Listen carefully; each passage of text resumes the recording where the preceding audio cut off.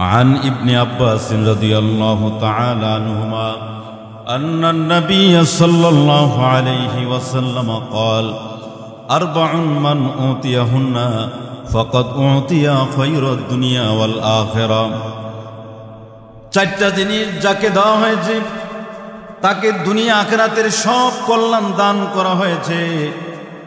এক নম্বর হলো কলবান শাকিরা, এমন অন্তর যে অন্তর আল্লাহর শুকরিয়া আদায় করে। দুই নম্বর ওয়া লিসানান যাকিরা, এমন জিহ্বা যেই জিহ্বা আল্লাহ পাকের জিকির করে। ওয়া বাদানান আলাল বালা'i সাবিরা, এমন শরীর যেই শরীর বিপদে সবর করতে পারে, ধৈর্য ধারণ করতে পারে। ওয়া যাওজাতান লা তাবগিহি খাউনান ফি নাফসিহা ওয়ালা মালি, এমন স্ত্রী যেই স্ত্রীর স্বামীর অনুপস্থিতিতে তার নিজের সতীত্বের কোনো খেয়ানত করে না এবং স্বামীর মালের কোনো খেয়ানত করে না। আমার ভাইয়েরাম, তাহলে বোঝা গেল দুনিয়া আখিরাতের কল্যাণ তারাই লাভ করেছে যারা চারটা গুণ অর্জন করেছে। কয়টা? আরো জোরে কন। এক নম্বর কলবান শাকিরা, এমন কলব যেই কলব সর্বদা আল্লাহ পাকের শুকরিয়া আদায় করে। আল্লাহ পাক রব্বুল আলামিন আপনাকে আমাকে মানুষ বানাইছেন। আল্লাহ চাইলে গরু বানাইতে পারতেন, ছাগল বানাইতে পারতেন, কুকুর বানাইতে পারতেন, বিড়াল বানাইতে পারতেন, কিন্তু মহান রব্বুল আলামিন আপনাকে আমাকে দয়া করে মায়া করে মানুষ বানাইছেন, শ্রেষ্ঠ মাখলুক বানাইছেন। কথা কোন ঠিক না ভাই? ঠিক। মানুষের খাবার উন্নত, মানুষের পোশাক উন্নত, মানুষের বাসস্থান উন্নত, কিন্তু অন্য অন্য প্রাণী যদি আপনি দেখেন, একটা চড়ুই পাখি সে বসবাস করে তাল গাছের মাথায়, ঠিক না ভাই? ঠিক। ঝড় এলে পড়ে যায়, বৃষ্টি এলে ভিজে যায়, কিন্তু মানুষের অবস্থা তার ব্যতিক্রম। মানুষের বাসস্থান কত সুন্দর, ঝড় এলে পড়ে যায় না, বৃষ্টি এলে ভিজে যায় না, শীতেও কোনো সমস্যা নাই, গরমও কোনো সমস্যা নাই। আল্লাহ কয় ওয়ালাকাদ কাররামনা বনি আদম, আমি আল্লাহ বনি আদমের সম্মান বাড়িয়ে দিয়েছি। 10-12 বছরের বালক বিশাল হাতির পিঠের উপরে বসে আছে। ওই হাতি দোকানের সামনে গেছে, 4 দোকানের সামনে গেছে, পানের দোকানের সামনে গেছে, 5 টাকা দিছে। কয় টাকা? এখন ওই ছেলেটা হাতির কানের ভিতরে খোসা দিছে, তো টাকা নেয় না। এখন দোকানদার কয় আমার কাছে তো 5 টাকার বেশি নাই, আমি বেশি কিভাবে দিব, আমার তো তৌফিক নাই। তো আবার কানের গোড়ায় খোসা দিছে, তো টাকা নিয়ে নিছে। এই যে 10-12 বছরের বালক, তার কথায় দেয় আর তার কথায় দেয় না, তার কথায় নেয়, তার কথায় নেয় না। এর কারণ হলো এই হাতিটা কি বালকরে ডরাইছে? ভয় পাইছে না, বরং আল্লাহ কয় ওয়ালাকাদ কাররামনা বনি আদম, আমি বনি আদমের সম্মান সকল প্রাণীর ভিতরে দিয়েছি। সুবহানাল্লাহ। আমার ভাইয়েরা, আল্লাহ পাক আমাদেরকে বাকশক্তি দান করেছেন, কথা বলার যোগ্যতা দান করেছেন। এই কুওয়াতে নাতিকা, কথা বলার শক্তি আল্লাহ অন্য প্রাণীকে দান করেন নাই। কথা বলেন ঠিক না ভাই? ঠিক। মানুষ ঘন্টার পর ঘন্টা কথা বলে, কিন্তু 2টা গরু কখনো কি দাঁড়ায় দাঁড়ায় ঘন্টার পর ঘন্টা কথা বলছে? আপনারা কি দেখছেন? কিন্তু এই যে কুওয়াতে নাতিকা, এই বাকশক্তি তো আল্লাহ দান করেছেন। ওয়াল্লাহু আখরাজাকুম মিন বুতুনি উম্মাহাতিকুম লা তা'লামুনা শাইআ, আল্লাহ মায়ের গর্ভ থেকে আপনাকে আমাকে দুনিয়াতে পাঠাইছেন, তখন আমরা কিছুই বলতে পারতাম না, কিছুই জানতাম না। এই ভাষা কে দান করেছেন? বলেন।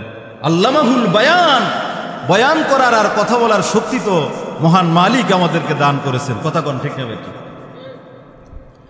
আমার ভাইয়েরা, এজন্য সেই মানুষগুলা যাদেরকে আল্লাহ পাক সম্মান দান করেছেন, এই মানুষগুলা ইবাদতের মাধ্যমে আল্লাহর নেয়ামতের শুকরিয়া আদায় করা দরকার। কিন্তু দুঃখজনক হলো সত্য, আপনার বাড়ির যে কুকুরটা থাকে, ওই কুকুরের পেট ভরে সে আপনার বাড়ির ভাতের মারও খেতে পারে না, তারপরও কুকুরটা আপনার বাড়ি ছাইরা যায় না, কারণ কুকুরের ভিতরে মালিকের শুকরিয়া আছে না নাই? কিন্তু মানুষকে আল্লাহ পাক রব্বুল আলামিন অসংখ্য অগণিত নিয়ামতের ভিতরে ডুবাইয়া রাখছে।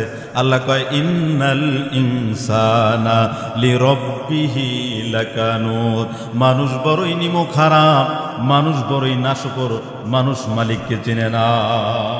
আমার ভাইয়েরা, আমরা যে আল্লাহ পাকের শুকরিয়া আদায় করি, আমাদের শুকরিয়ার ভাষা হলো আলহামদুলিল্লাহ। শুকরিয়ার ভাষা কি? এই আলহামদুলিল্লাহর ভিতরে শুকরিয়াও আছে, আল্লাহ পাকের জিকিরও আছে। কথা কোন ঠিক না ভাই? ঠিক। নবীজির সামনে একজন ব্যক্তি বসা আছে, নবীজি বলতেছে তুমি কেমন আছো? কয় ভালো আছি। নবীজি আবার প্রশ্ন করলেন তুমি কেমন আছো? কয় ভালো আছি। নবীজি আবার প্রশ্ন করলেন তুমি কেমন আছো? কয় আলহামদুলিল্লাহ ভালো আছি। এবার লোকটা প্রশ্ন করতেছে ইয়া রাসূলুল্লাহ, ইয়া হাবিবাল্লাহ, আপনি কেন আমাকে একটা প্রশ্ন তিনবার করলেন? আল্লাহর রাসূল বলতেছেন আরে আল্লাহর বান্দা, তোমার জবান থেকে আলহামদুলিল্লাহর আওয়াজ শোনার জন্য আমি তোমাকে তিনবার প্রশ্ন করেছি। আমার ভাইয়েরা, আম্মা জান আয়েশা সিদ্দিকা রাদিয়াল্লাহু তাআলা আনহা বলেন, আমি রাতের বেলা বিশ্বনবীকে বিছানায় খুঁজে পাই না। আমি খুঁজতে খুঁজতে দেখি বিছানার কিনারায় পয়গম্বর আল্লাহর দরবারে সেজদা করে কাঁদতেছে, আল্লাহুম্মা উম্মতি, আল্লাহুম্মা উম্মতি। আমার ভাইলা দিনের বেলা বলে নাই, রাতের তাহাজ্জুদ উম্মতকে বলে নাই, ওই মেরাজের রাত্রে উম্মতকে বলে নাই। কিয়ামতের দিন যখন সকল নবীরাও যার যার চিন্তায় ব্যস্ত থাকবে, সেই দিন আমার পয়গম্বর উম্মতকে বলবে না, সেদিনও নবীজি শুধু উম্মতি উম্মতি বলতে থাকবে। কথা কোন ঠিক না ভাই? ঠিক। আর সেই উম্মত আজকে বিড়ি খায়, গাঞ্জা খায়, নামাজ পড়ে না, মসজিদ চিনে না। আম্মা জান আয়েশা বলে ইয়া রাসূলুল্লাহ, আপনার জীবনে কোনো গুনাহ নাই, তারপর আপনি কেন সারা রাত কাঁদেন? নবীজি বলে রে আয়েশা, আফালা আকুনা আবদান শাকুরা, আমি কি আল্লাহর শুকরগুজার বান্দা হব না? সুবহানাল্লাহ। এজন্য ভাইরা আমার, দুনিয়া আখিরাতে যার ভিতরে 4টা গুণ রয়েছে, সকল কল্যাণ তার ভিতরে রয়েছে। তার ভিতরে 1 নম্বর হলো কলবান শাকিরা, এমন অন্তর যে অন্তর সর্বদা আল্লাহ পাকের শুকরিয়া আদায় করে। বিখ্যাত বুজুর্গ জুনায়েদ বাগদাদি রহমতুল্লাহ আলাইহি নদীর পাড় দিয়ে হাইটা যায়। ওনার মনের ভিতরে বড় আফসোস হয়, যদি এক জোড়া জুতা হতো সুন্দর করে হাঁটতে পারতাম। সামনে গিয়ে দেখে একটা লোকের একটা পা নাই, আর একটু সামনে গিয়ে দেখে একটা লোকের একটা পাও নাই, আর একটা হাতও নাই। জুনায়েদ বাগদাদি রহমতুল্লাহ আলাইহি সেজদায় পড়ে গেছে, ডাক দেখে রে মালিক, আপনি আমাকে অনেক ভালো রাখছেন, আমার তো 2টা পা আছে, হাত আছে, জুতা নাই, তাতে কোনো আমার আফসোস নাই, আমি আপনার শুকরিয়া আদায় করি, আলহামদুলিল্লাহ। ভাইরা আমার, হযরত মুসা আলাইহিস সালাতু ওয়াস সালাম তুর পাহাড়ে আল্লাহর সাথে কথোপকথনে রওনা। প্রতিমধ্যে 3 ব্যক্তির সাথে সাক্ষাৎ। কয় ব্যক্তি? একটু জোরে কোন। 3 ব্যক্তির সাথে হযরত মুসা আলাইহিস সালাতু ওয়াস সালামের সাথে সাক্ষাৎ হয়ে যায়। আমার ভাইরা, প্রথম ব্যক্তি বলতেছে রে পয়গম্বর, আমার তো সম্পদ শুধু বাড়তেছে, সম্পদ তো কমে না। তুমি তো কালিমুল্লাহ, তুমি তো আল্লাহর সাথে কথা বলো, তুমি আল্লাহকে জিজ্ঞাসা করবা কি কাজ করলে আমার সম্পদ কমবে। সামনে যাওয়ার পরে আরেকটা লোকের সাথে সাক্ষাৎ। সেই লোকটা বলতেছে আরে পয়গম্বর মুসা, আমার ভালো খাবারের ব্যবস্থা নাই, ভালো পোশাকের ব্যবস্থা নাই, ভালো বাসস্থানের ব্যবস্থা নাই, ওই জঙ্গলের ভিতরে ছাপড়ার ভিতরে বসবাস করি। তুমি আল্লাহকে বলবা কি কাজ করলে আমার সম্পদ বাড়বে। আবার সামনে যাওয়ার পরে তৃতীয় আরেক ব্যক্তির সাথে সাক্ষাৎ। ওই লোকটা বলতেছে পয়গম্বর, ওই লোকটাকে মানুষ বোঝা যায় না, লোকটা বিকলাঙ্গ, হাত নাই, পাও নাই, শুধু বড়িটা পরে আছে। ডাক দিয়া বলে পয়গম্বর, তুমি আল্লাহকে জিজ্ঞাসা করবা আল্লাহ আমাকে কি জন্য বাঁচায় রাখছে, কি জন্য বানাইছে। মুসা আলাইহিস সালাতু ওয়াস সালাম আল্লাহর সাথে তুর পাহাড়ে কথা বলে। কথা বলার পরে যখন রওনা দেয়, তৃতীয় ব্যক্তির সাথে প্রথম সাক্ষাৎ। বলতেছে রে আল্লাহর বান্দা, আল্লাহ বলছে জাহান্নামের একটা ছিদ্র বাকি আছে, তোমার দ্বারা ওই ছিদ্রটা পরিপূর্ণ করবে। লোকটা বলতেছে আলহামদুলিল্লাহ। মুসা আলাইহিস সালাতু ওয়াস সালাম বলতেছে এখানে আলহামদুলিল্লাহ বলার কি আছে? আলহামদুলিল্লাহ কেন বলছো? ভাইরা আমার, এবার ওই লোকটা বলতেছে আল্লাহ দুনিয়ার সকল মাখলুক বানাইছে মানুষের জন্য, আর আমাকে আল্লাহ বানাইছে তার কাজের জন্য, এই জন্য আমি বলছি আলহামদুলিল্লাহ। এই কথা বলার সাথে সাথে আল্লাহ তাকে পূর্ণাঙ্গ মানুষ বানায় দেয়। দ্বিতীয় ব্যক্তির সাথে সাক্ষাৎ। মুসা আলাইহিস সালাতু আসসালাম বলতেছে, রে আল্লাহর বান্দা, আল্লাহ বলছে তোমাকে বেশি বেশি শুকরিয়া আদায় করার জন্য। এই কথা বলার সাথে সাথে ওই লোকের মেজাজ গরম হয়ে গেছে। আল্লাহ কে চোখে দেখে না? আমার যে ভালো বাসস্থান নাই, আমার যে ভালো পোশাক নাই, আমি যে খাইতে পারি না, এরপর আল্লাহ কয় আরো শুকরিয়া আদায় করতাম। ওই লোকটা একটু রাগ দেখাইছে।